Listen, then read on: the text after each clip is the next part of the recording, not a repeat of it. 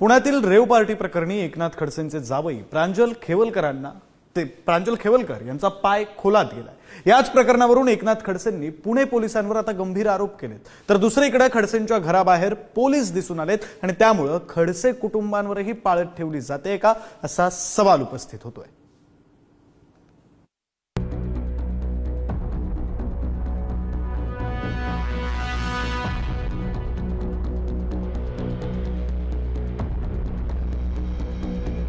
पोलिसांना विचारलं तर ते म्हणाले तुमच्या सुरक्षतेसाठी आले।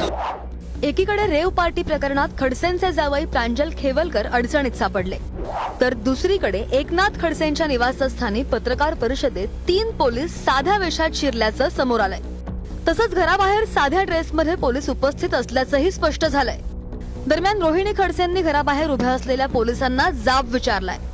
त्यामुळे खडसे कुटुंबावरही पोलीस लक्ष ठेवून आहेत का असा सवाल या निमित्तानं उपस्थित केला जातोय। आज माझ्या मुलीच्या पुण्यातील राहत्या घरी मी पत्रकार परिषद घेतली।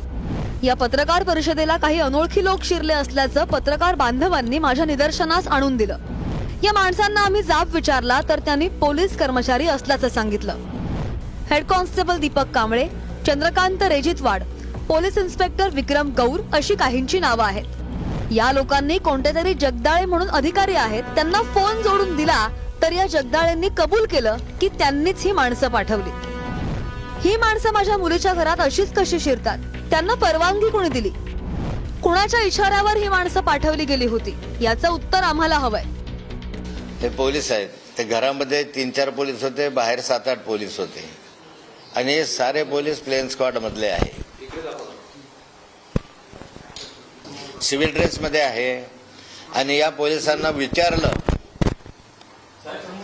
तर ते म्हणाले तुमच्या सुरक्षतेसाठी आलं।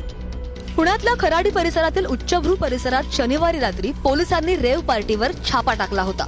या पार्टीत एकनाथ खडसे यांचे जावई आणि रोहिणी खडसे यांचे पती प्रांजल खेवलकर असल्याचं समोर आलं।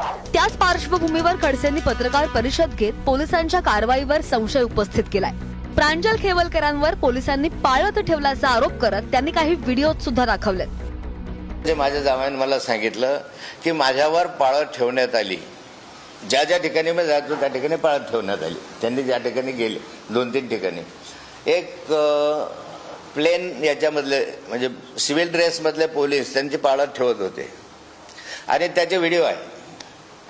मग या पोलिसांना पाळत ठेवण्याचं काय कारण आहे?